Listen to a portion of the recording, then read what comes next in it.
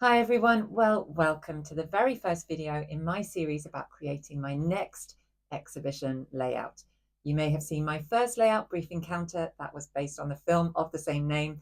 Well, my next layout is also based on a film, this time the 1955 Ealing comedy, The Ladykillers.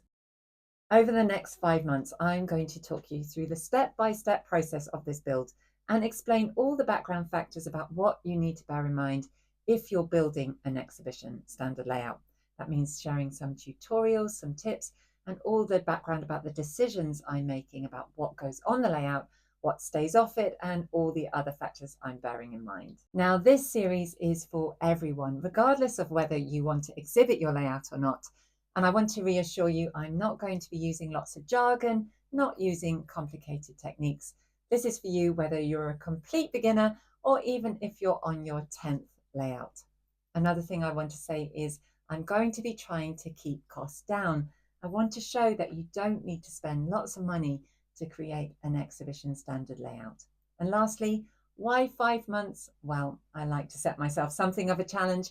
I want the Ladykillers layout to be ready in time for my Woolwich show, which is on December the 15th this year.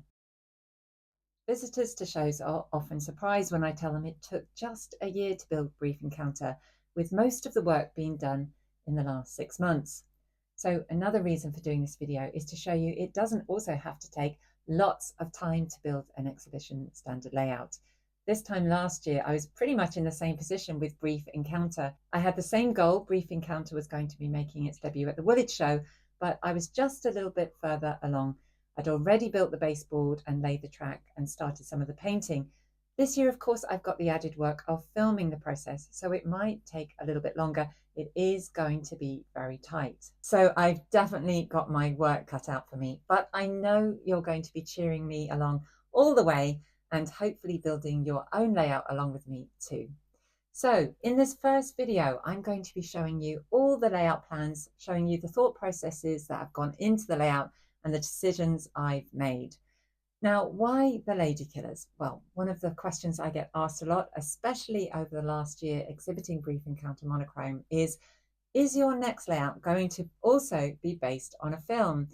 Now, I had been thinking about the Ladykillers, and then a few other people also suggested it. So I watched the film again and loved it and thought, yes, this is the one.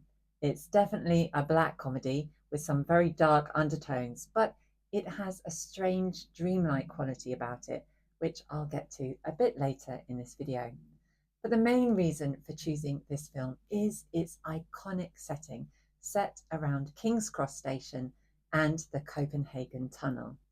Also, the era, 1955, London was emerging out of the Second World War, so much was being rebuilt. British Railways, now British Rail, was formed in 1948, and this marked the beginning of the transition from steam to diesel and electric.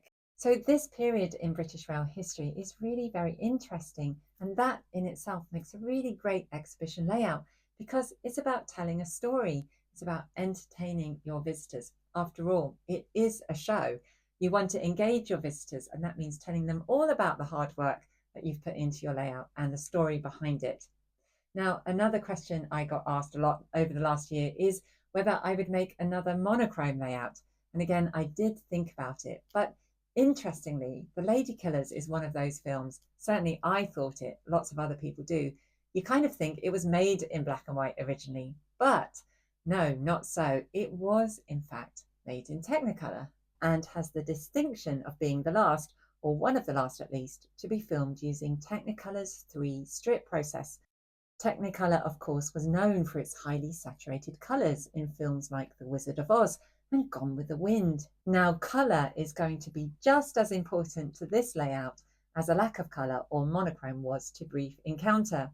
While I was exhibiting Brief Encounter at the Ashford Festival of Railway Modelling, the comedian Paul Merton came up and we had a chat, and I told him my next layout was going to be the Ladykillers, and he told me that actually the screenwriter, William Rose, he dreamt the whole plot. He woke up one morning and said to his wife, "I've just dreamt a film." And he went off and wrote it. So that's why when you watch the film, you'll notice that the film colours are quite dreamlike. There are a lot of pale, wishy-washy colours with some strong accents like reds and greens. So let's get to the basics. As this is going to be an exhibition layout, there are 3 important criteria I need to follow.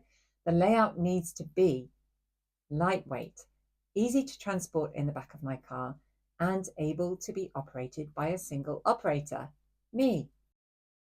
So those 3 factors are going to direct a lot of the choices I make in terms of the dimensions, the layout, the materials, the structures, the electrics, the wiring, everything. So I'll talk more about that in just a moment. Now, I did say this is going to be low cost. That doesn't mean low quality. I'm going to be using a mixture of second-hand and new. Some second-hand items are here. You'll have seen them in previous videos.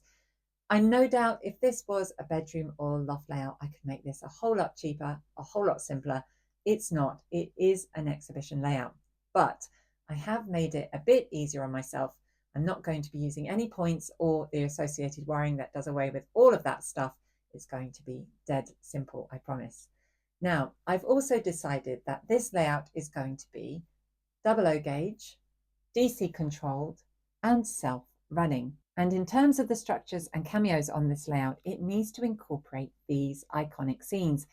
It needs to show St Pancras Station. Wait a minute, Dawn, I hear you ask. I thought it was meant to be King's Cross Station. Well, technically it is. It is meant to be King's Cross. However, the film shows St Pancras Station in several key scenes. It also needs to have, of course, Copenhagen Tunnel. Who could forget that? It also has to incorporate the gas holders. Gasometers. No, they're called gas holders. Trust me, I've done my research. And of course, no Ladykillers layout would be complete without Mrs. Lopsided's house. There has to be a police station, the post office or newsagent where Mrs. Wilberforce first placed her ad to say she had a room to rent, the robbery, the greengrocer scene where Mrs. Wilberforce upset the apple cart, literally, that was the scene with Frankie Howard, the parcel depot at the station, and of course those 5 famous demises of the main characters, and the gantry with that very famous signal. Now the layout is going to have 3 levels, and I'm going to show you where I put all those structures on the layout in just a moment. But first, I just want to talk about this. I have a funny feeling that I'm going to get lots of comments about this series about, Dawn, I wouldn't have done it that way, or there are not enough slates on Mrs. Lopsided's house. So in order to help me out, may I make a request so that I can pick those comments out of the rest straight off the bat? Can I request that you start your message with the following: I think you'll find. If, on the other hand, you have any tips or shortcuts which may help the build and help others, and maybe even some cost savings, can you then start your message with, Hi Dawn, here's a great tip and another option. Now, to save getting a lot of I think you'll find messages straight off the bat, I'm going to answer the important question first, and it's about the gauge. And Grumpy, What? do that rivet counter voice you did when I first told you I was doing 00 gauge. All right then. I think you'll find that if you used N gauge, you could have the same amount of track and use a smaller baseboard. Or how about, I think you'll find TT gauge would have been a much more suitable for that size of baseboard. Well, yes, you're right, but no. I did actually think about TT gauge, but as this is going to be about using some secondhand pieces as well as new, sadly, you just can't get the secondhand TT locos at the moment or any other rolling stock. Also, I did think about N gauge, but as this layout is really very much about using those set pieces, Mrs. Wilberforces House, Copenhagen Tunnels, the police station, I thought N gauge might just be a little bit too small. So, I've got a question. does it begin with, I think you'll find? Yeah? Go on then, do the voice. All right then. I think you'll find that if you used a 009 gauge, you should have considered this, as you would then have extra space for extra track, yet the practicability of 00 gauge in the buildings and paintings, etc., etc. Yeah, Dawn, why didn't you do it in 009? Well, simple fact is, Grumpy, there's no narrow gauge track coming out of King's Cross. Yeah, but instead, if you called it Under Milk Wood by that Welsh writer Dylan Moran, and it'd be set in a Welsh village, and you could have also painted like a little Richard Burton figure. Yeah, but Under Milkwood is a radio play, and also is written by Dylan Thomas, and there's no mention of a railway in it. Yeah, but even better, as a radio play, no one would have seen the location, so you could have easily put a railway in there and say it was just in the village and it just never got mentioned or anything like that. Brilliant. Sometimes, Grumpy, I'm not sure if you're just stupid or maybe you're a genius. Well, no, just stupid, I think. Let's get back to the Ladykillers build, shall we? My Ladykillers layout is going to be on 3 levels. On level 1 is going to be the track. On level 2 are going to be all the structures, the tram line, all the little cameos. And on level 3, I have the gas holders and a very special interior section. The first level is the foundation baseboard, measuring 130 centimetres by 80 centimetres. I've had that custom built, and I've chosen this size as it's the maximum size I can use that will actually fit in the back of my car. It cost around £80 and took 4 weeks to arrive in kit form. More importantly, it's ultra light and relatively easy to build. Yes, of course, making your own plywood base probably will work out a bit cheaper. You'll save about £40 on wood, but consider this. Do you have the carpentry skills? Do you have the tools? Do you even have the time? So what I really recommend, especially for the beginner, is a pre-built baseboard. And in the next episode, I'll show you how to prep that baseboard and how to build it. Now, I told you I like a challenge. The first challenge is to get this layout built in 5 months. My second challenge is to do with the wiring and the track. And for this, I want at least 4 working lines on this layout so that there's always plenty of movement. I also need 4 tracks coming out of Copenhagen Tunnel. Yes, I know Copenhagen Tunnel is made up of 3 tunnel mouths, each with 2 tracks. But for this layout, I'm just going to feature 2 tunnel mouths and 4 tracks. Call it artistic license. Now, my outer continuous loop will be a first radius track. You what? Yes, you did hear that right. My outer track, a continuous loop, is going to be first radius. And the reason for that is simple. The dimensions of this layout have pretty much been set by what I can fit in the back of my car. And so I wanted to see the smallest possible radius I could fit on these dimensions. As well as that, all 4 tracks are going to be self-running so that I can spend time talking to visitors. Now, let's talk about soldering. I know not many people like soldering. I'm not a big fan either. So rather cleverly, I thought I'm going to be hiding certain parts of the track, so I won't need to do as much soldering as I usually would. Instead, I'm going to use wired fish plates. For the track planning, I downloaded a free software called AnyRail. It offers a basic track plan option listing all gauges and manufacturers of track. It's free if you just use 50 pieces of track, which is certainly enough for most basic layouts. However, it is only available for Windows, but there are apps you can use to convert it to Mac, or you can use this other software which I use, which is called Canva. The first radius loop will be the outside track and will be controlled by a simple DC controller, like this one I picked up secondhand for £15. I simply took the back off it to check the wiring and replace the plug and fuse. The outer track will have a continuous running long goods train using a loco compatible with a first radius curve, meaning it can't be too big, otherwise it won't go round the bends. The second track will be a static non-powered line. It's going to have a BR passenger service using some still to be rebranded maroon coaches. These will be stopped and waiting at a signal. The third and fourth tracks, like in the actual location, are slightly raised, and these will be operated by a DC shuttle controller. The third track will have a loco, and the fourth track will have 2 open wagons going back and forth. You may remember one of the iconic demises was where Cecil Parker's character was dropped by Alec Guinness and Danny Green from the bridge. His body landed in one of the wagons, so I'll definitely be showing that on the layout. Level 2 will be built over this, and it's going to feature Copenhagen Tunnel, the houses, the shops, the buildings that form part of the film's iconic scenes. And as I said before, I'm going to be using a mix of kit bashing and scratch building. And one of the most iconic buildings on the layout is, of course, Mrs. Wilberforces House, or shall we say Mrs. Lopsided's house, as it's sometimes called. It's going to be at the front right of the layout as you look at it, and facing St Pancras Station. Now, of course, as I said, in the film it's meant to be King's Cross, but I guess the film director preferred the look of St Pancras because that's what you see. St Pancras Station on my layout will be part structure, part back scene.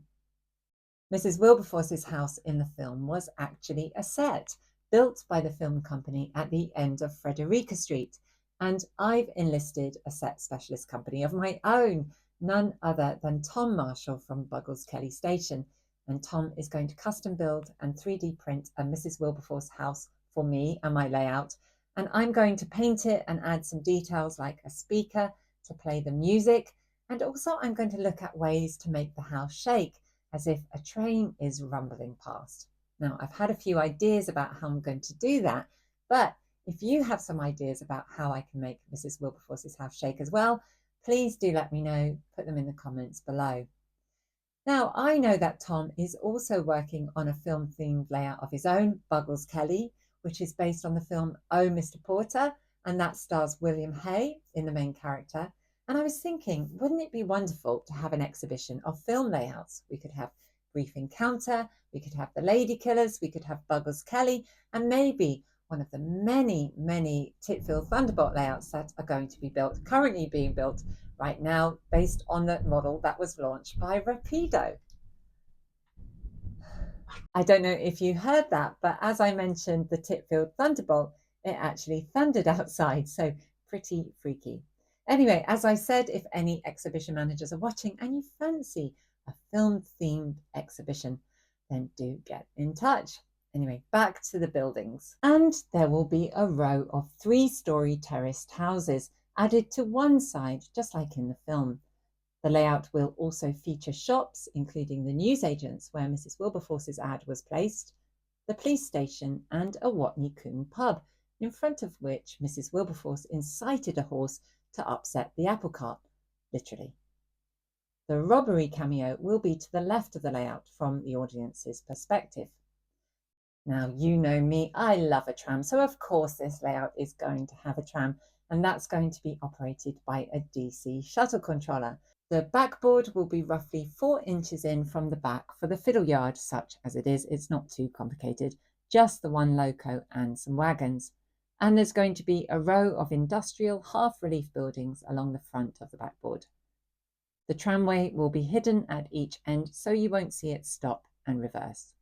Level 3 is going to feature those iconic gas holders, but also an area that's going to hold an idea I had when I first thought about doing the Ladykillers, and that's a close-up interior of Mrs. Wilberforce's house, featuring maybe the quintet, that squawking parrot, Mrs. Wilberforce, and I'm thinking about doing this in O gauge because then the figures will be large enough. We shall see.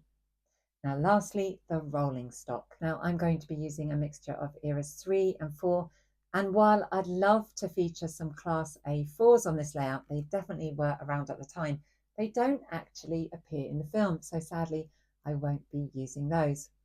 Mrs. Wilberforce's house, if you watch the film, it's very close to the sidings, so I'm going to have a sidings running at the end of her garden. You get glimpses of both passenger and freight rolling stock in the film, and you can see a whole bunch of ex-LNER locomotives, which I'll go into in more detail when I film the episode on the choice of rolling stock that I use. Now, as I said earlier, cost is really important on this layout. I want to keep this as low cost as possible, and I want to show you exactly what I spend. So I'm going to be keeping a running tally, and at the end of each episode, I'm going to show you exactly what I've spent on each part of the layout. Now, on to what you can expect from this series over the next few weeks and months. In episode 2, I'll be prepping and building the baseboard for level 1. Episode 3 will be all about weathering track, and I'll be doing the track wiring, including soldering and DC shuttle controllers in episode 4. In episode 5, I'll be tackling the ballasting, and in episodes 6 to 10 will all be about level 2 construction, including the tunnel, the signals, the houses, the roads, and the tramway. From episode 11 onwards, I'll be concentrating on level 3 and creating a realistic looking back scene. Now, as I'm filming as I go, that schedule may be subject to change, so keep an eye out on the channel for updates. Sometimes the videos will come as frequently as once a week, sometimes every 2 or 3 weeks, but I will update you. The next episode will be all about building that baseboard, So if you don't want to miss that episode, be sure to subscribe and you'll be notified of when that video drops. But if you want early access to that video and all the videos in the series, why not become an MRQ member? Become a Questie for as little as $1.99 a month. And I'll post the link on how to do that below this video. That's it for now. I hope you enjoyed this video. Grumpy, do you have anything to add? Yeah, it's called a gasometer. No, Grumpy, no. That's it for now. See you next time. If you like this video, please do like, share and subscribe, and hit the bell to be notified of all my future videos. And why not browse the shop at modelrailwayquest.com/shop. And to receive a 10% discount on everything in the shop, become a Questie. Join the Model Railway Quest membership to receive that discount and a whole bunch of perks and goodies. Details on how to join are above. I'm Dawn Quest and this is Model Railway Quest.